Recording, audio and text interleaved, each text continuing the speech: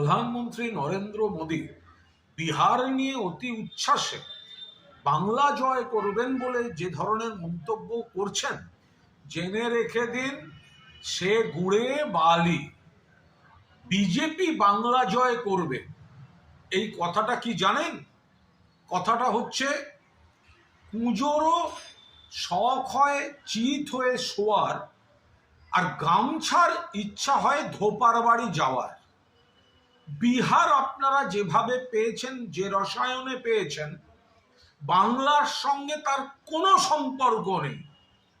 আর যে ধরনের অভিযোগ বিহার নিয়ে আসছে, তৃণমূল কংগ্রেস এখানে তার মোকাবিলার সমস্ত রকম আয়োজন করেছে।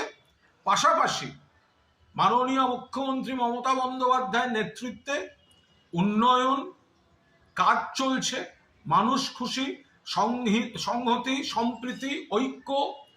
সেই সঙ্গে বাংলার প্রতি বিজেপির ঘৃণা, টাকা বন্ধ করে দেওয়া, 100 দিন আবাস, বাংলার পাওনা, বাংলা ভাষাকে অপমান, পরিযায়ী শ্রমিকদের জীবন দুর্বিষহ করে দেওয়া, বাংলা ভাষায় কথা বললে বাংলার মেয়েকে বাংলাদেশের জেলে পাঠিয়ে দেওয়া।